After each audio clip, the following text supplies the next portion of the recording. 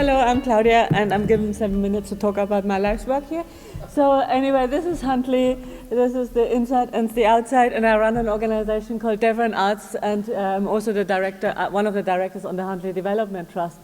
Now, together we won the Creative Place Award last year, and when I'm sort of out of town, I call this always, we have no venue, and we're very proud of that, not having a venue. Many years ago, we applied for this, and for feasibility studies, and they said, it's not feasible. So we were quite depressed at the beginning, but I think this is our fortune now. And so if you look, I always say this is our venue from outside, this is our venue from inside, and it's the second biggest after the Tate Modern. It takes you about 10 minutes to walk very speedy from one end to the next. Anyway, you see this 50-50 always in the corner there, and that on a 50-50 we mean a conundrum of local and global and community and criticality and artists and local people and so on. And that was really what makes Deveron Arts tick. So I'm trying to talk as fast as I can. Sorry, this is jumping. Here, roughly our projects are clustered around identity building, around environment, heritage, and what we call social issues, socioeconomic issues. And I take you through a number of those projects, which hopefully build up the idea. Anyway, whenever you can hear my accent isn't perfect Huntley yet, but what first struck me always coming to the place, I used to first live I'm from Munich originally, then I was to Berlin, and then I lived in London, and I lived in Amsterdam, and I ended up in Huntley, and you know where I'm getting at. And what really struck me is that people always needed to tell you that they are so Scottish. And of course, through the referendum, this became clearer to me, but I wanted to get to the bottom of it. What we do, we invite artists from all over the world to come and live in our town on their given topics to react to. And this was this artist, a French artist called Colonel, who lives in Denmark, and what he does identity testing. So I got him there, and he asked about 250 people in the town, how Scottish are you? And so they came out, and they had to very quickly come up with an answer in percentage form, and it became quite clear that actually in Huntley, about 94% of all people are 100% Scottish. Really interesting, you see. So, whereas the people who are, this is our MP, who are not Scottish, it became clear to me they are English and they don't dare saying that they are Scottish. Yes, so it's quite different from other places. For example, in Germany, where only about 15% of the people said they're 100% Germans, because maybe of their difficult past or something, they're not so confident on saying that they're 100% Scottish. And they say, well, I'm a bit American because I watch a lot of American TV, and also I'm a bit Italian because I eat a lot of pizza. Anyway, so I take you to this was an identity building project, and this is more a socioeconomic one. We have a lot of empty shops like Paisley and a lot of these other towns. It's a European problem, not a Huntley problem. And that's why I'm saying it's always community and universality, the projects we're choosing. Anyway, we've identified an artist from Denmark, Eva Merch, she's a photographer, and we said, well, we would like to do something. The Huntley Express, very important for us, has always featured the problem with the empty shops. And what she did with her budget, the first thing, she hired an empty shop as her studio, and then focused on this one. She made it quite pretty. The sky is not always as fancy as on this picture. And then she declared it as the first empty shop monument of Britain, modern monument. Climbed up the roof and declared it as such, and we got a lot of media attention at that time. As actually, it was on Newsnight, featuring that it is, Huntley, but it is also a universal project of what to do these days with these empty shops. And what she did is she declared it, and she made it as a tourist attraction, and she sold all these empty shop posters, empty shop T-shirts, empty shop shortbread. We have a shortbread factory, firelighters, marks, pencils, and so on. And it is unbelievable. People actually bought it. So as soon as you have a tourist attraction, you're getting quite further. So anyway, next project is, and we're talking, you will see that these issues that we have, you'll find them all over the world. I originally come from a very small town in Austria, and we have also cruisers there. Anyway, these cruisers, they cause a lot of stir. People get annoyed with them. They are very noisy, and particularly on the weekend. So we identified this artist from Berlin who dealt a lot with youth issues, and she befriended them. And so they always sit there like sergeants, and they talk through the windows. And so she was standing there and always trying to talk to them. And she realized that actually we always thought they're quite antisocial, but in fact they're not. They all have jobs because they're very expensive hobbies. So she found out they actually drive up to 500 miles from this place called the Market New, which is a sort of lorry car park, to the square, around the town, A96, back again. 500 miles. They don't even go up to the coast or to Aberdeen or something. So you could almost get to London from Huntly on that weekend. So that's what I do on their weekends. But actually what she said, so she interviewed we have only one driving teacher, and he, of course, we have also quite a few deaths because with youth driving, and then the social workers and the people who live around there.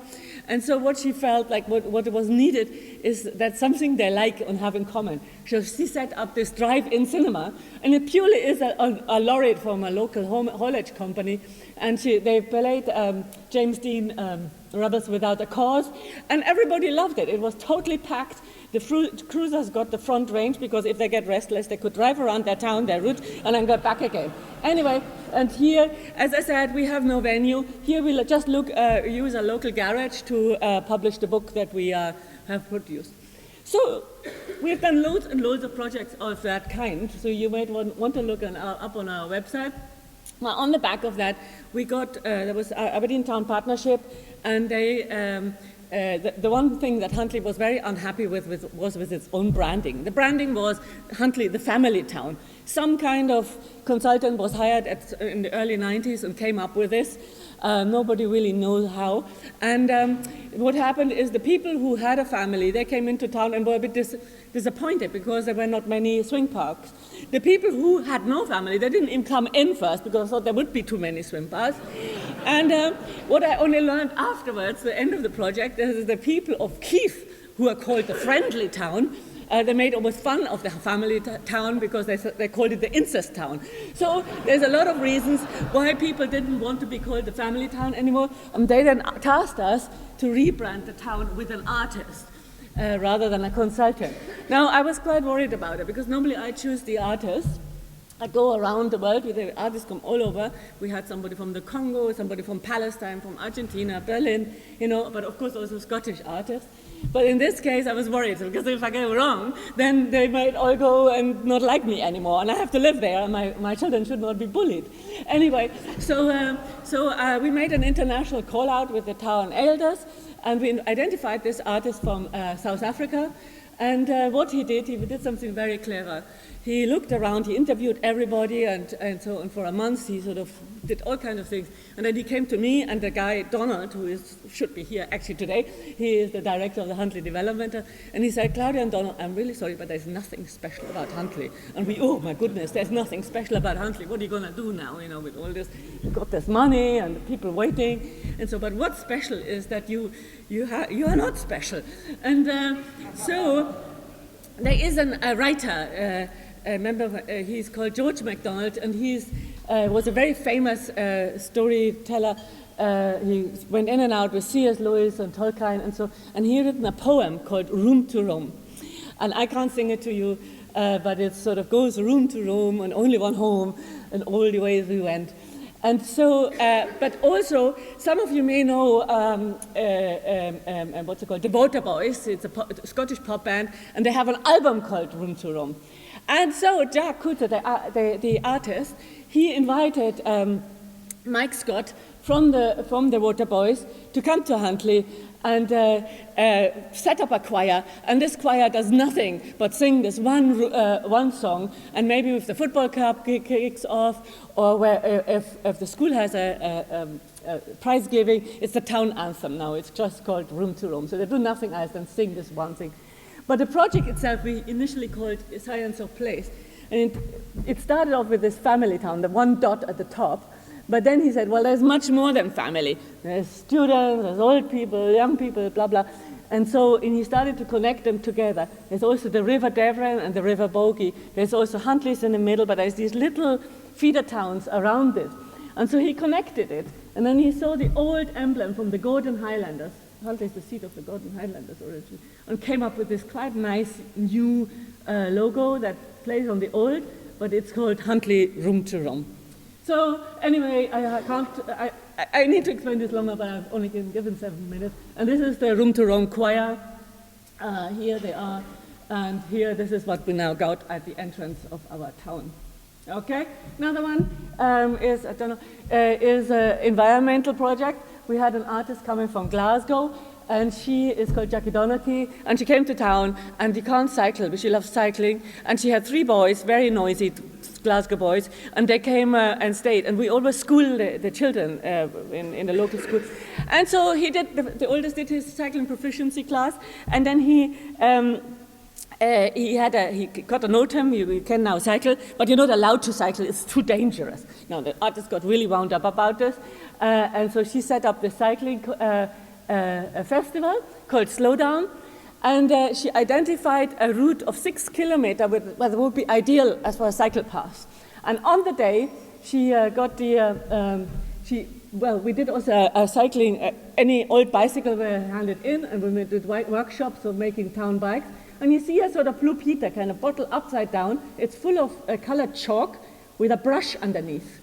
And on the day, so just back to this picture, everybody gathers, about 350 people, and then they have all this cycle brush, this brush thing, and, pictures that disappeared. They all drew the cycle path. Anyway, if you just, you should imagine just a town and there's all this cycle path that they drew. And the next day comes the rain and washes all away again. Anyway, being a typical Scottish town, we have a bit of issues with drinking on Friday night. And one project we did is called Music for Street Fights. And so we were teamed up with the police.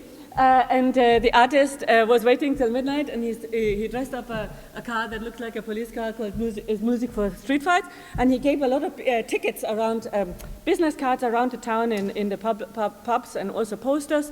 And so, and if a fight occurs, you could ring him. And so he would drive there and then see what happens and play Enrico Morricone, and it is quite fun.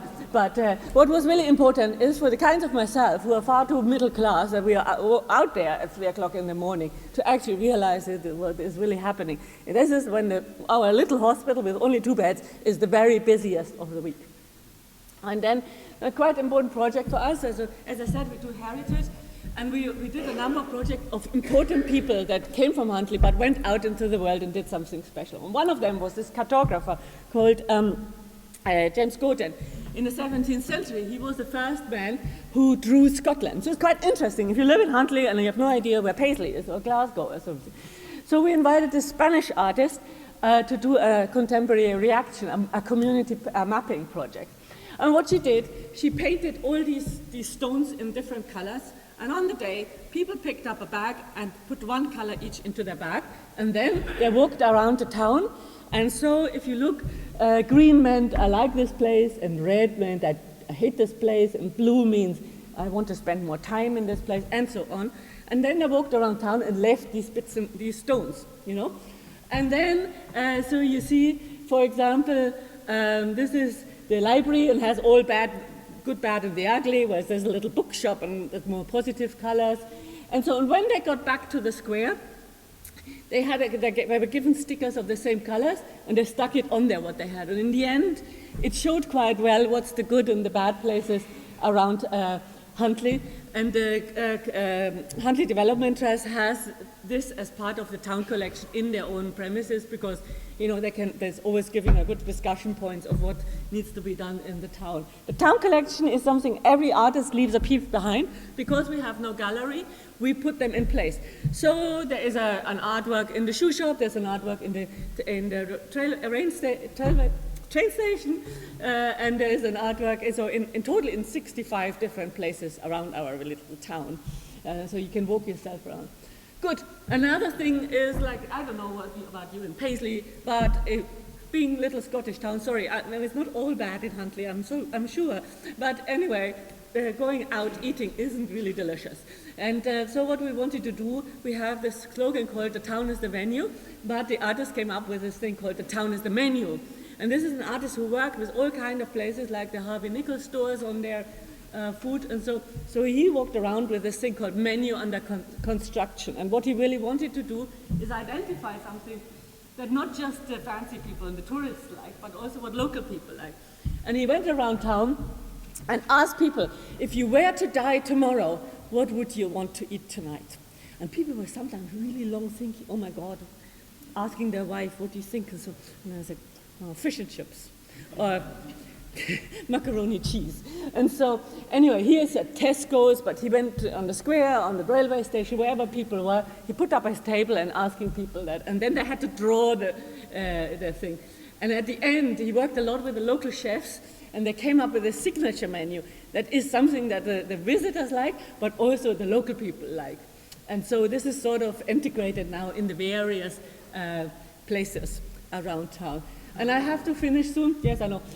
So this is actually, I think my last one, is what we have engaged to help us with is somebody called a cultural health visitor, a bit like the NHS health visitor, where he tried and tested, but she's not looking after people's physical health, but after people's cultural health. And it was interesting, some of the speakers beforehand, so tackle your problems, embrace your wealth, or something, somebody from Derry, I think, said that.